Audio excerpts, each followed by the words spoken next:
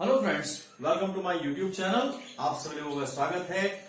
हम डिस्कस कर रहे हैं एनसीईआरटी क्वेश्चन चैप्टर नंबर 7 प्रत्यावर्ती धारा के कुछ क्वेश्चंस हमने किए हैं। आज हम कुछ क्वेश्चंस के साथ आगे बढ़ेंगे, लेकिन बढ़ने से पहले चैनल को सब्सक्राइब करें, वीडियो को लाइक करें, शेयर करें और बेल आइकन को जरूर दबाएं और थोड़ी सी मेहनत करते हैं जिससे कि आपके करियर में बहुत ज्यादा उजाला आ जाए।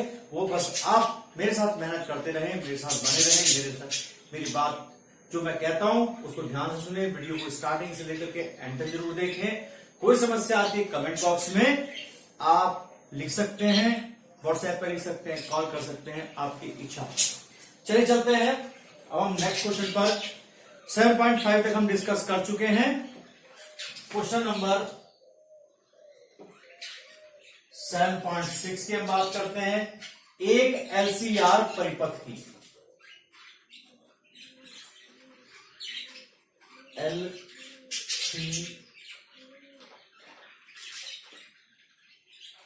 एलसीआर परिपथ दे रखा है।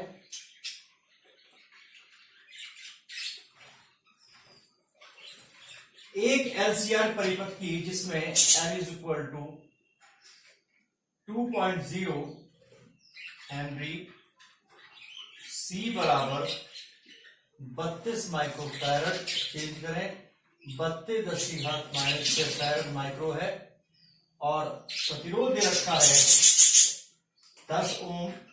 अनुनादी आवृत्ति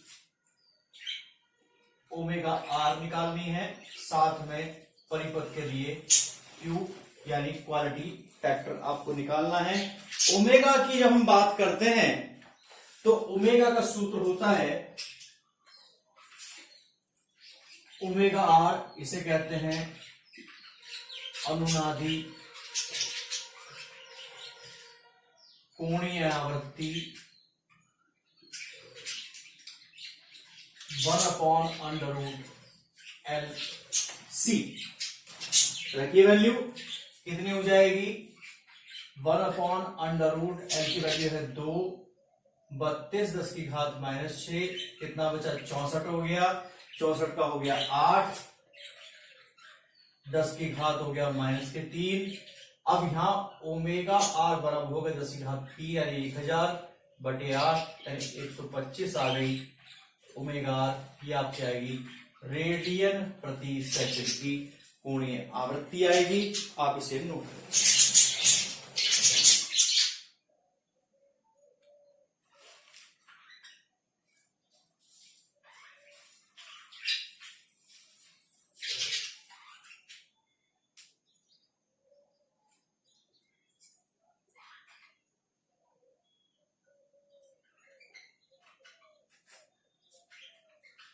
इसके बाद हमें जो निकालना है वो Q निकालना है। Q बराबर होता है ओमेगा आर L/R, यानी L/R के बराबर हमारा होता है। तो इससे आप इसको निकाल सकते हैं। ओमेगा आर की वैल्यू आप निकाल चुके हैं, कितना हो गया 125, L की वैल्यू 2 हो गई है, और इसकी वैल्यू हो गई आपकी 10।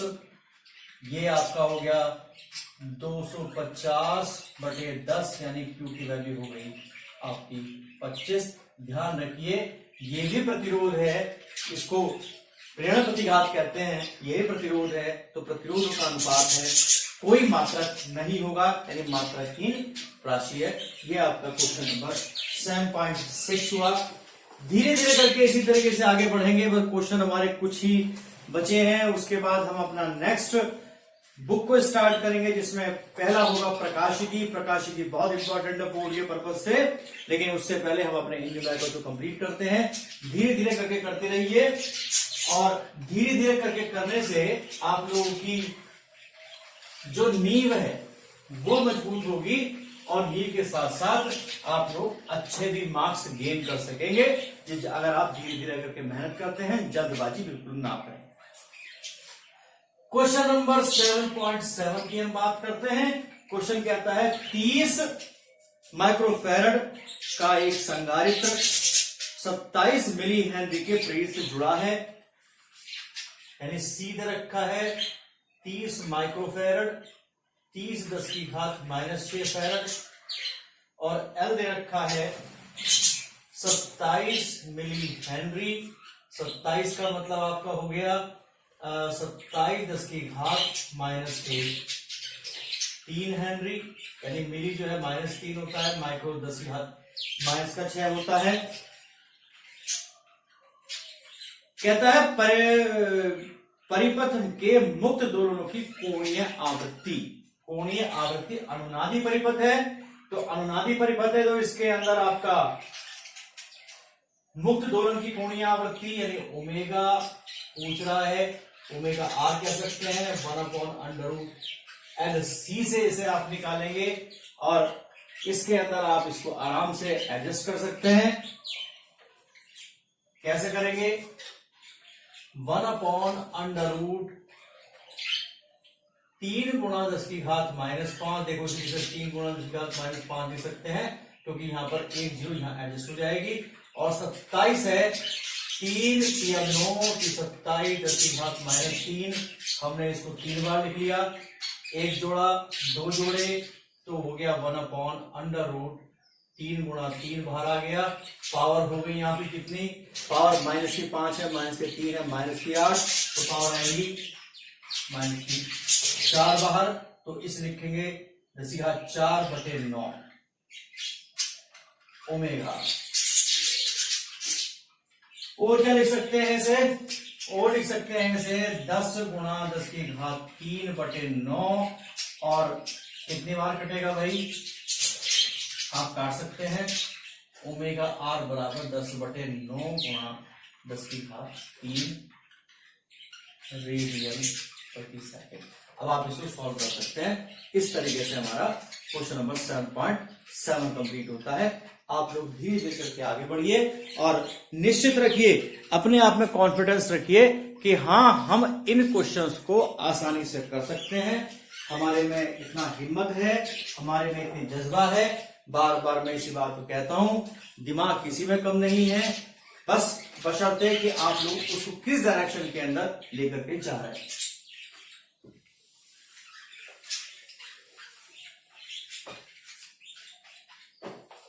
क्वेश्चन नंबर 7.8 में कहा है, कल्पना कीजिए कि अभ्यास 7.7 यानी ऊपर की एक्सरसाइज में संधारित्र का प्रारंभिक आवेश दे रखा है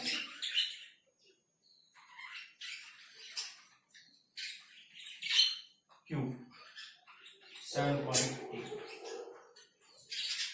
6 मिली कूलाम, 6 गुणा 10 की घात -3 कूलाम Q हो गया।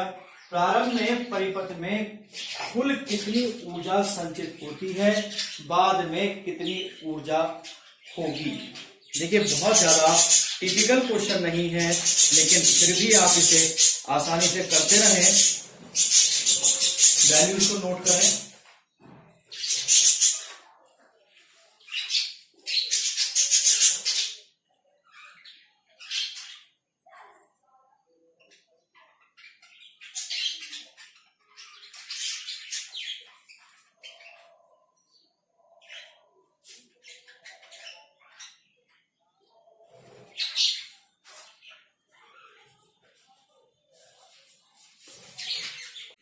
देखिए, इस परिपथ के अंदर L और C दोनों दे रखे हैं, तो इसके अंदर जो ऊर्जा होगी वो दो तरीके की ऊर्जा होगी। एक तो प्रेरित्र की ऊर्जा होगी, यानी प्रेरकत्व की ऊर्जा होगी। दूसरा कौन सी ऊर्जा होगी?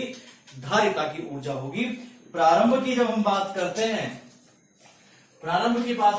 तो U1 निकाल देते हैं 1/2 Q²/C प्लस ½ Li0², यानी Li0 का मतलब है धारा। अब ध्यान दीजिए, प्रारंभ में L0 बराबर तो हो गया 0, पर I0 बराबर तो हो गया 0, क्योंकि धारा 0 स्टार्ट हुई है, क्योंकि जब हमने धारा को प्रवाहित करना शुरू किया तो धारा 0 से स्टार्ट हुई है, लेकिन इस पर आवेश इकट्ठा हो चुका है, तो क्या बचेगा? U1 बचेगा ½ Q²/C। ½ Q की वैल्यू है 36 10 की घात -6, हमने वर्ग करके रख दिया, और 30 10 की घात -3, 6 पावर से पावर कट रही है और ये आपका हो गया, यहां दशमलव लगा दिया, 3.6/6 यानी कि u का वैल्यू आपका आ गया 0.6 जूल हमारी वैल्यू आ चुकी है।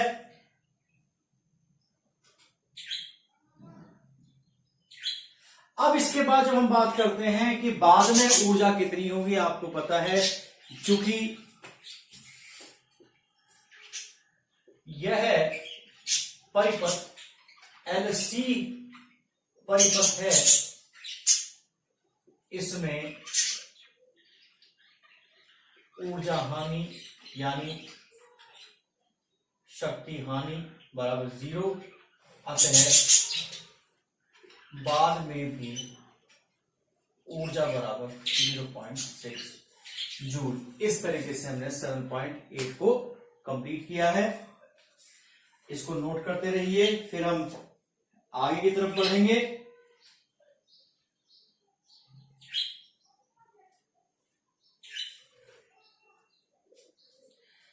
अब हम जो बात करते हैं वो 7.11 की बात करते हैं अतिरिक्त अभ्यास से। अच्छा 7.9 रहेगा। 7.9 की बात हम करते हैं पहले। क्वेश्चन नंबर 7.9 की बात कर लें। क्वेश्चन आपके सामने होने चाहिए, ध्यान रखिए कोई हलवा नहीं है। आपको ये बात ध्यान कर रखनी है कि क्वेश्चन में क्या चीज दे रखी है उसको जानने के लिए आपके पास बुक होना चाहिए, आपको लैंग्वेज के पता होने चाहिए कि क्या क्या उसमें दिया हुआ है, जब भी आप उसमें कामयाब हो सकते हैं। देखिए दे रखा है कि एलसीआर श्रेणीबद्ध एलसीआर परिपथ को आर दे रखा है 20 ओम, एल दे रखा है 1.5 हेनरी, सी दे रखा है 35 माइक्रोफैरड। एक प्रत्यावर्ती परिवर्ती आवृत्ति की 200 वोल्ट एसी यानी वी दे रखा है 200 वोल्ट और वो भी है एसी। एसी का मतलब प्रत्यावर्ती धारा। जब परिपथ की आवृत्ति परिपथ की मूल आवृत्ति के बराबर, यहां पे अंडरलाइन ध्यान रखिए, जब आपूर्ति की आवृत्ति, आपूर्ति यानी स्रोत की आवृत्ति परिपथ की मूल आवृत्ति के बराबर होती है तो अनुनाद उत्पन्न होता है, तो पूरे चक्र में स्थानांतरित की गई माध्य शक्ति कितनी होगी। ये तो बहुत सिंपल क्वेश्चन हो जाता है। कैसे हो जाता है देखिए, जब स्रोत की आवृत्ति बराबर परिपथ की मूल आवृत्ति, तो क्या होगा, वैद्युत अनुनाद होगा। उस कंडीशन में Z बराबर होगा R के। Z जब R के बराबर होगा तो हम क्या निकालेंगे, I निकालेंगे। I होगा V/R। V कितना है आपका 200 बटे R है 20, तो I आपका आ गया 10 एम्पियर का I आ गया। अब इसके बाद चूंकि वैद्युत अनुनाद हो गया तो इस स्थिति में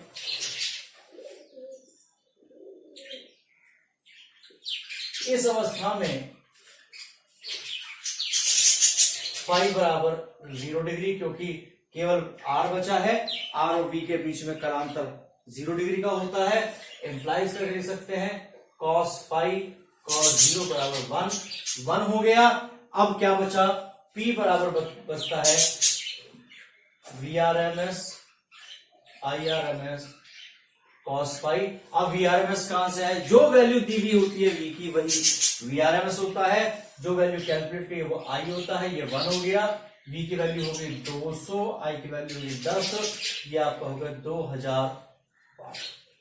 तो औसत शक्ति क्षय जो होगा इसमें वो 2000 वाट के बराबर होगा।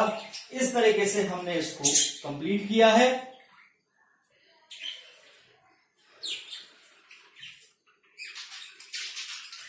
और अब हम चलते हैं अपने लगभग लास्ट क्वेश्चन की तरफ 7.11। इसको भी कंप्लीट करते हैं। आज हम चैप्टर को गुड बाय करेंगे, बाय बाय करेंगे, जिससे कि अब आपका काम बचा केवल फर्स्ट बुक को कंप्लीटली रिवाइज करना, क्योंकि हमने अपना काम काफी लंबे समय से कर रहे हैं और अब बस आपका काम है जो लोग निरंतर और लगातार क्वेश्चन को कर रहे हैं उनको असफलता बिल्कुल नहीं मिलेगी, लेकिन बस थोड़ी सी सोच की बात है।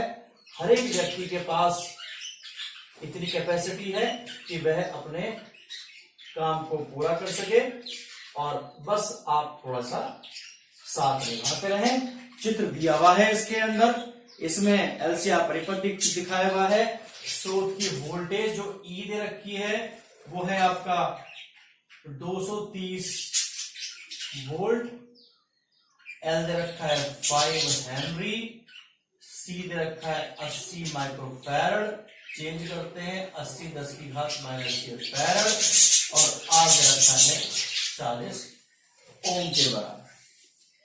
अब धीरे धीरे करके एक एक पार्ट लेके चलते हैं। क्या कहता है, स्रोत की आवृत्ति निकालिए जब परिपथ में अनुनाद उत्पन्न, जो अनुनाद उत्पन्न करे। तो पहले पॉइंट में हम निकालते हैं ओमेगा आर 1/√LC से निकालेंगे। कितना होगा भाई, 1/√L की वैल्यू है 5, 80 10 की घात -6, देखिए 8 बटे 40, 40 से 400, 1/20 10 की घात -6। तो क्या निकाल सकते हैं इसे, -3, 1000/20, 2 से 2 कट गया, तो ओमेगा आर की वैल्यू आपकी आ गई 50 रेडियन प्रति सेकेंड की। अगर आप इसे चाहें तो आवृत्ति निकाल सकते हैं 2π/r से 50, µr बराबर हो गया 50/2π, यानी 25/π हर्ट्ज आपकी µr आ जाएगी। दोनों तरीके की आवृत्ति में निकालते हैं, कोणीय आवृत्ति निकालती है और आवृत्ति निकालती है स्रोत की आवृत्ति। अब हम बात करते हैं सेकंड पार्ट की, परिपथ की प्रतिबाधा। अनुनादी आवृत्ति पर धारा का आयाम निकालते हैं। परिपथ की प्रतिबाधा अनुनादी कंडीशन है, सेकंड अनुनाद है, इसको लिख सकते हैं अनुनादी अवस्था। जब अनुनाद होगा तो Z बराबर होगा R के, और R कितना है, R है आपका 40 ओम का हो गया। धारा का महत्तम मान, धारा का आयाम पूछा है, तो सबसे पहले हम क्या निकालें, I निकालें। I होगा V/Z 230/40, 23/4, ये आपका आ गया एम्पियर में। ये I यानी I का होता है IRMS, और I0 होता है IRMS √2 या I√2, 23/4 √2। बस आपका कैलकुलेशन करना है एम्पियर में, ये हमारा मान आता है। इसी तरीके से काम करते रहें, निरंतर बने रहें। मैं आपको प्रमोशन करता रहूंगा, आपको बार बार समझाता रहूंगा, क्योंकि मेरा काम है। परिपथ के तीनों अवयवों के सिरों पर विभवपात के आरएमएस मानों को ज्ञात कीजिए। आरएमएस मानों को, यानी कि विभव के आरएमएस मान। आरएमएस मान का मतलब होता है कि हमें सीधी सी वोल्टेज निकालनी है। एक की वोल्टेज हमें दे रखी है। चलिए, इसमें हम ओमेगा की वैल्यू निकाल चुके हैं। अब हमें तीनों की आरएमएस वैल्यू निकालनी है। कैसे निकालनी है, क्योंकि हमने इसको इसलिए रखा है। अब देखिए, VL की बात करते हैं। VL होता है I इंटू XL के बराबर। I कितना आया भाई, ये आपका हो गया XL यानी ओमेगा आर एल। आई की वैल्यू होगी 23/4, ओमेगा की वैल्यू 50, इसकी वैल्यू होगी आपकी 5। बस आपको कैलकुलेट कर लेना, ये आपका वोल्ट में आपका आंसर आएगा। और इसी तरीके से VC कर लेना है, I into XC। I into XC की वैल्यू हो गई कितनी, XC होगी ओमेगा आर सी। दोनों की वैल्यूज बराबर ही आनी है। क्यों आनी है? क्योंकि अनुनाद की आवृत्ति अवस्था है और इसमें लास्ट में आपका क्या बचता है? वी आर बचता है। यह होता है आई इंटू आर के 23/4 गुणा 40, देखो 40 और ये कट गया 10 बार, 230 वोल्ट हमारा आ गया। 230 वोल्ट आ गया। मैं सारा का सारा तो आर में कन्वर्ट कर लेते, इसका मतलब है कि आई का और सी के, आई के और सॉरी एल के और सी के अक्रॉस जो आपकी वोल्टेज आएगी वो बराबर आएगी। इसमें डिफरेंस जो है वो 0 आता है। और लास्ट में क्या कहता है इसके अंदर? दिखलाइए कि अनुनादी आवृत्ति पर एल व सी के संयोग पर विभवपात शून्य होगा। चूंकि VL बराबर VC, इसलिए V डैश बराबर होगा VL अंतर VC के, दैट विल बी 0। तो ये हमारा विभवपात हमने इसको शून्य शो करा दिया। तो इस तरीके से आज हमने एनसीईआरटी के अपने क्वेश्चंस जो एडिशनल क्वेश्चन से पहले, अतिरिक्त अभ्यास से पहले वो कंप्लीट किए। आप लोग इनको कंप्लीट करें। जब आप इनको कंप्लीट कर लेंगे तो आप किसी भी रेफरेंस बुक से एक्स्ट्रा क्वेश्चन की प्रैक्टिस कर सकते हैं, लेकिन उससे करने से पहले आप इनको क्वेश्चन को कंप्लीट करें, जिससे कि हमारी समस्या का निवारण होता रहे। और वीडियो को स्टार्टिंग से लेकर एंड तक देखें और कमेंट बॉक्स में जरूर बताएं किस तरीके की वीडियो आपको लगी, क्या क्या कंटेंट आपको चाहिए, कैसा कंटेंट आपको मिला। इस तरीके से और साथ में मेहनत जरूर करते रहें। हमेशा आशीर्वाद मैं आपके साथ बनाए रखूंगा और आप लोग मेहनत करते रहें, जिससे आपके भविष्य को उज्ज्वलता मिले, एनलाइटमेंट हो और आप लोग मेरे साथ वर्क करते रहें। अब हम मिलेंगे नेक्स्ट चैप्टर के साथ, नेक्स्ट बुक के साथ, नेक्स्ट वीडियो में। मेरे साथ बने रहिए, वर्क करते रहिए, हंसते रहिए, मुस्कुराते रहिए, खुश रहिए। Thank you for watching.